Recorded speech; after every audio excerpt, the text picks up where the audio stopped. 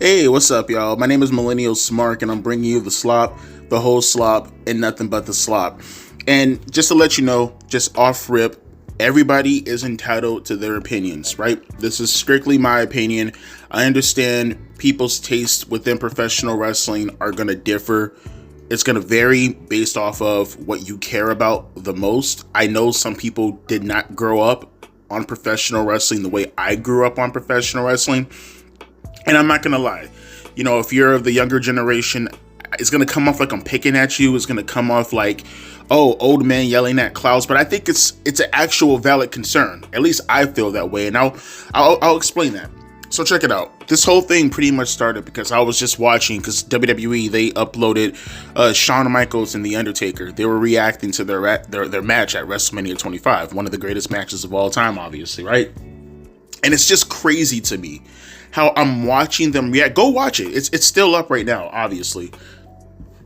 They, generally speaking, not everybody's going to agree, obviously, but generally speaking, I think most wrestling heads would put Undertaker and Shawn Michaels WrestleMania 25 in their top 20 greatest wrestling matches of all time. The majority of people.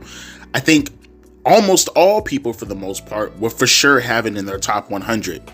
And when you think about the history of professional wrestling, we're talking about, at this point, literal millions of wrestling matches that have happened within the last 120 so years, right, of actual sports entertainment in itself, right, when professional wrestling became more of a word.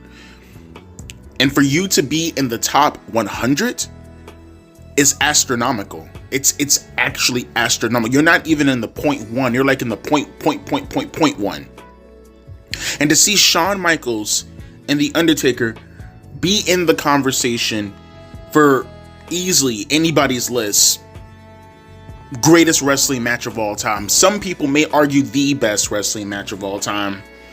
And to see them, knowing that match and that notoriety, them sit back and their lazy boys react to the match, and they're still nitpicking themselves.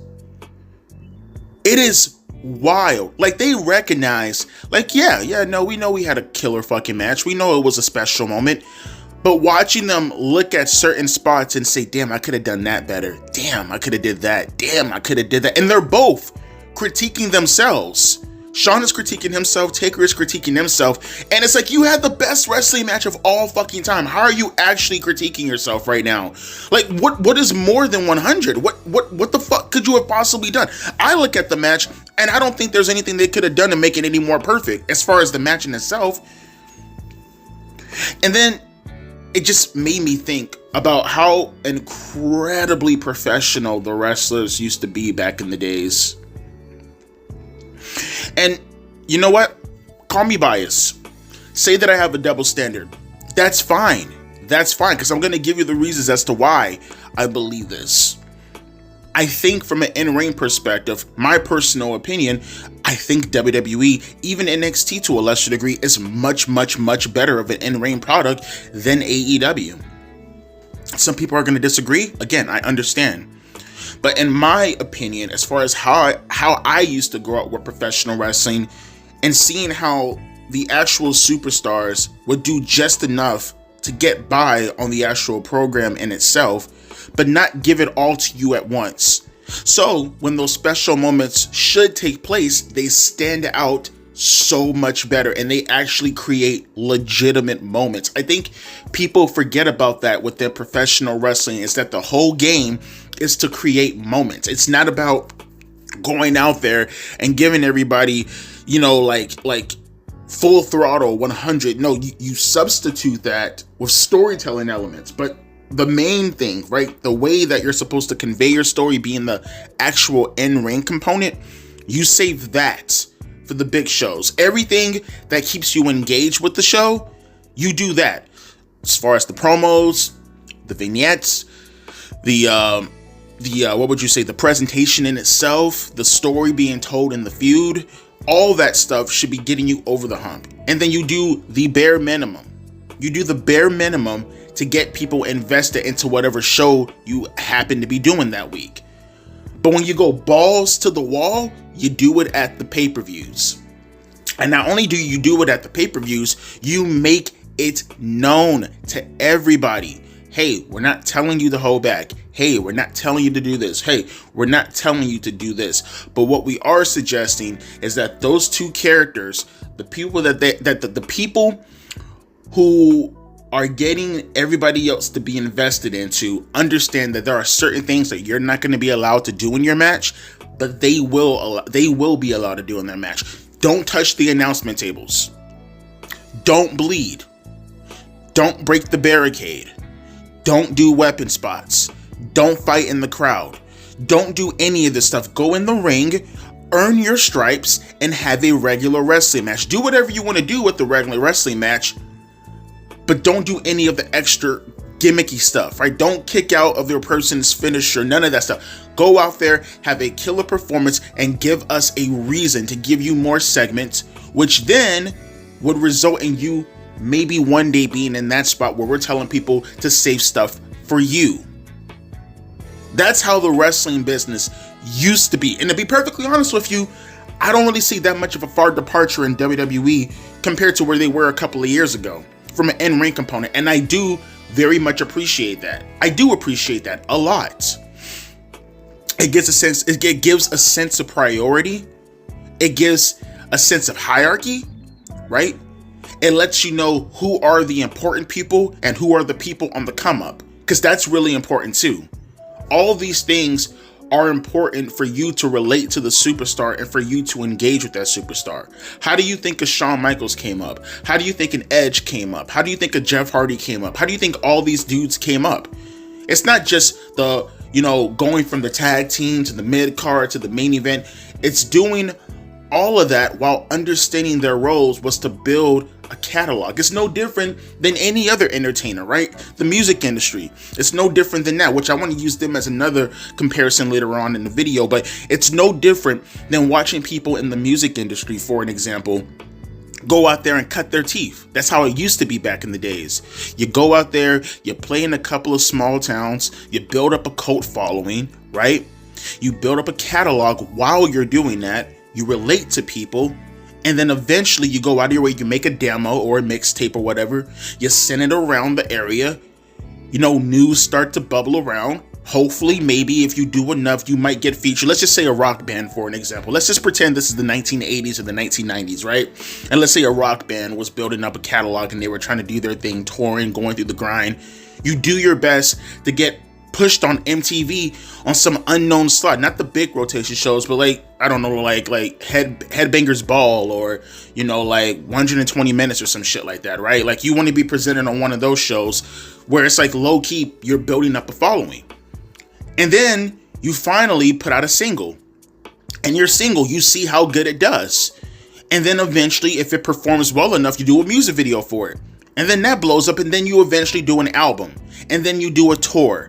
And that's how it used to be. That's how people resonated with that artist, with that band. And that's why to this very day, they stand the test of time for what they did a couple of decades ago. Nowadays, that's not the case. I see, and I'm going to relate this to AEW because, again, it doesn't even feel like they even care to consider these things nowadays, right? I see artists nowadays, and this is a comparison to AEW, who can just put out a TikTok video of them making up some bullshit in a studio. And this is not everyone. For the people out there, Devontae, you have to go look at underground artists. Yes, I'm talking about mainstream. The underground scene is perfectly fine. I want the underground scene to be the main event scene. That's what I want. I want the underground to be the main. It's like NXT. I want NXT to be the main roster for WWE. That's the point. All this you got to go searching for. No, I don't want to go searching for it. I want that to be the culture. People always say that stupid shit. Go searching for it. You're not gonna know. No, I want that to be the culture. I want that to be the thing.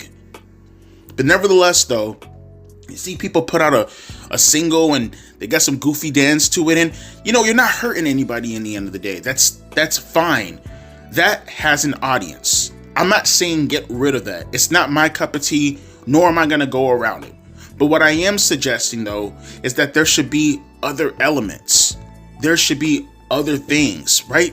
And it's one thing if you're uber talented and you blow up and you don't necessarily need to go through the grind, but I still recommend going through the grind because I still want you to have a legacy. Like, you look at hip hop nowadays, and I'm not talking to none of the young jits out there who believe their favorite mainstream rapper is someone who stand the test of time.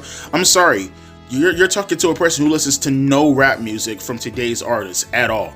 And I can tell you right now, I know Kendrick and I know fucking Drake for the most part. You're talking to the most casual of casual rap fans as far as the rap music today.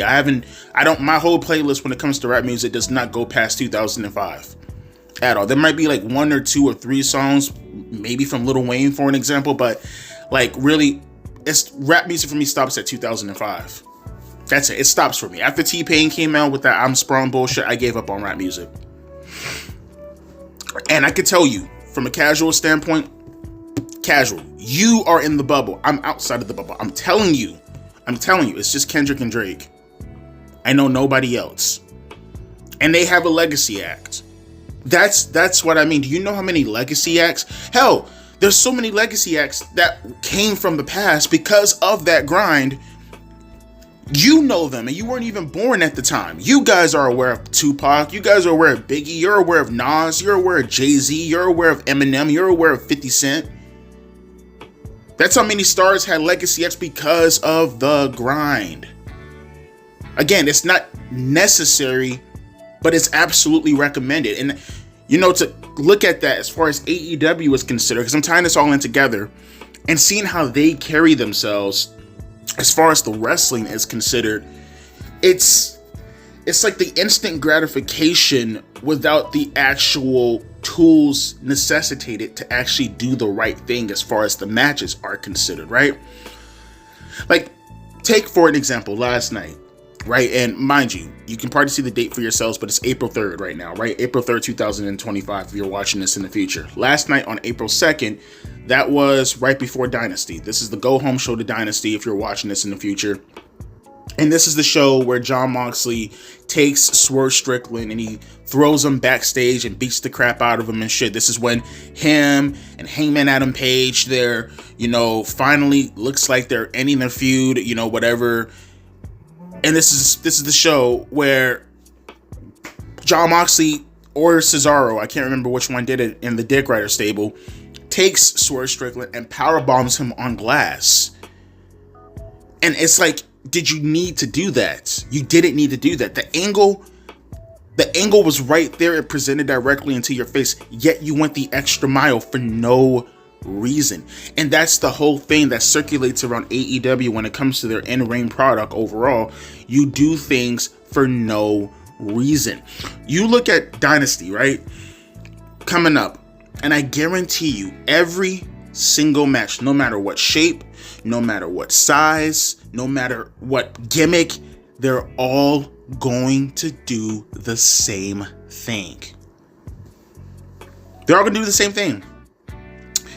You should, in every match, be aware that you're going to get some, this is awesome, chronological, hit me, now hit me, now hit me, now hit me, now hit me, final blow to the head, I sell, final blow to the head, he sells, they both fall down.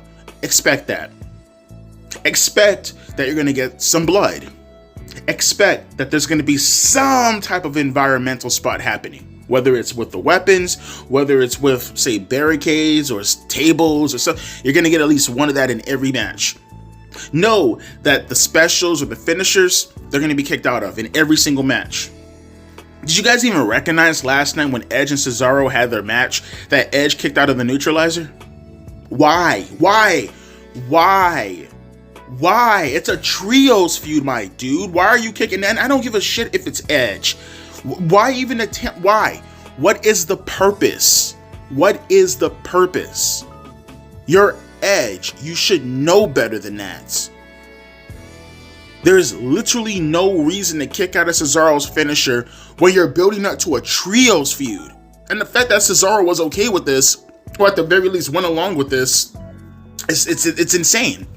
It's insane. You didn't have to do your finisher. Edge could have blocked out of it. You could have done another move. You could have done anything. But you did your neutralizer to no pop, by the way, and then Edge kicked out of it.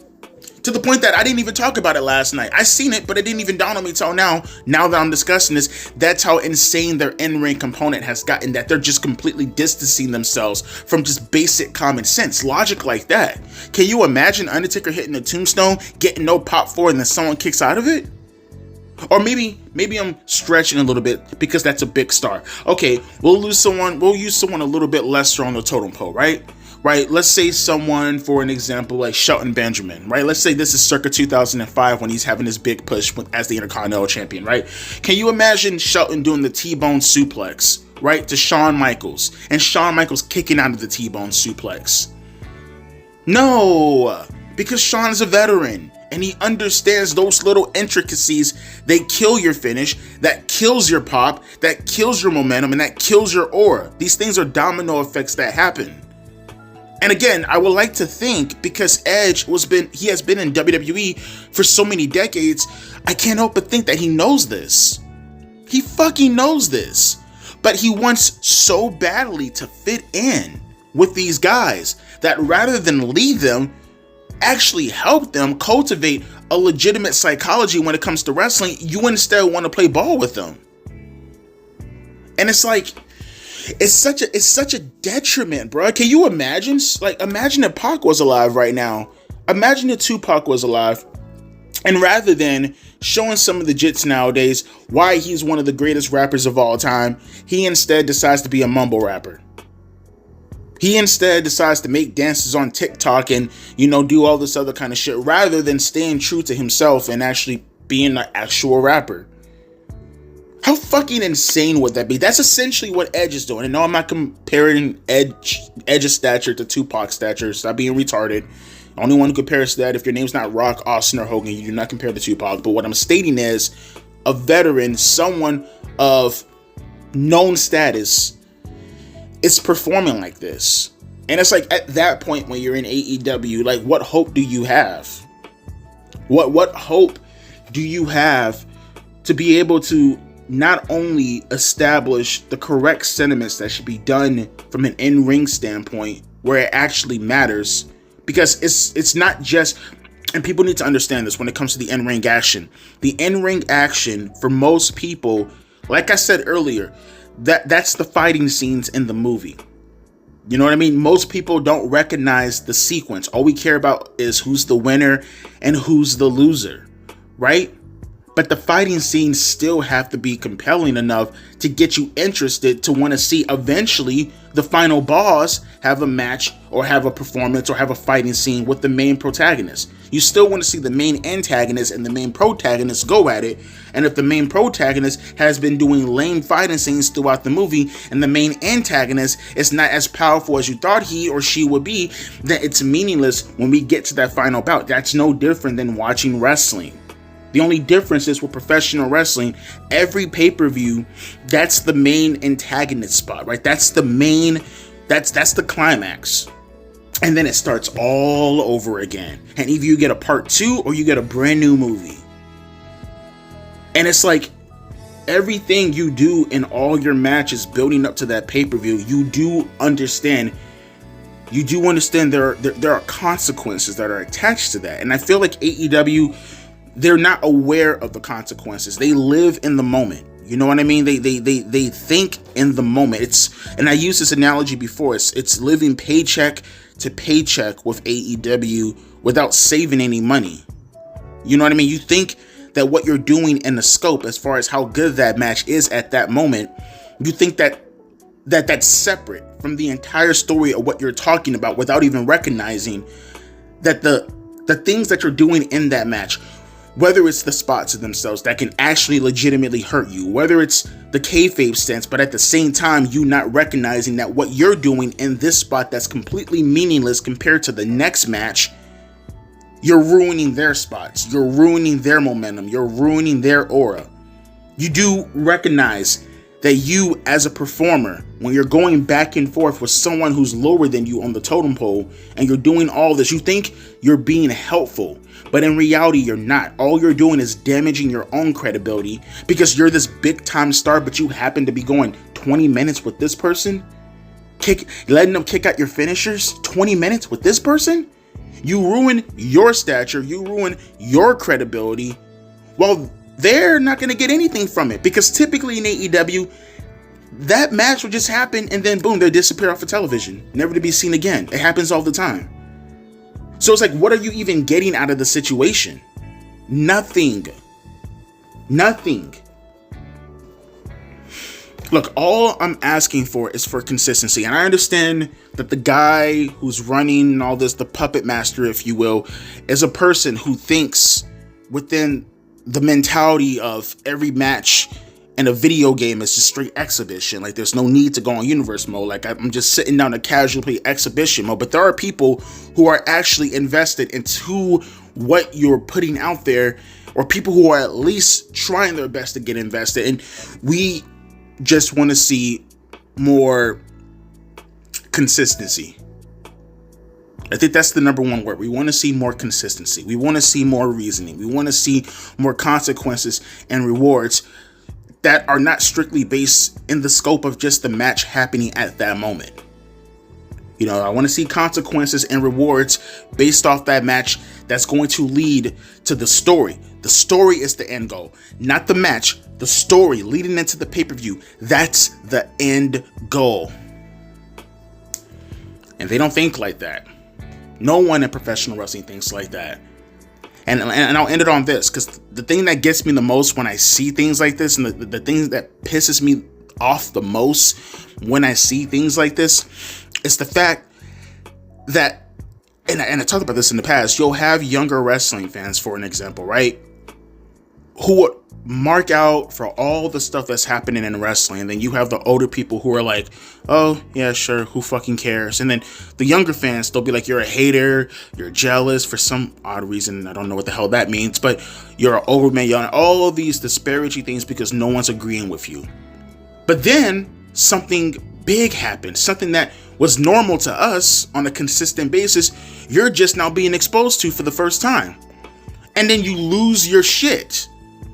And then all I can do is just sit back and just say, oh, okay, so you're losing your shit right now. It's almost as if what you're losing your shit over, I've been talking about for the longest as far as what's needed in professional wrestling. And you said that I should shut the fuck up because what you're seeing currently at the moment happens to be good. It's almost as if you accept mediocrity. And when something that happens to be professional, something that happens to be, you know, not even game changing, maybe game changing to you, but really just professional wrestling in general, that's just professional wrestling. You see it for the first time. Now all of a sudden it's a game changer. It's not a game changer. That's just called professional wrestling. What you've been watching is amateur hour.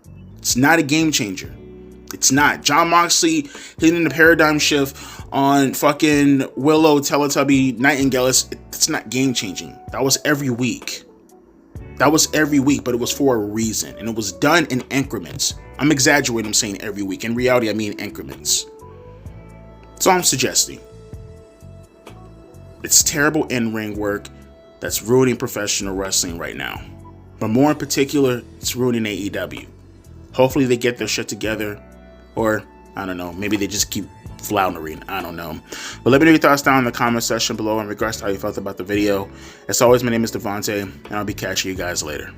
Deuces, P, Ice.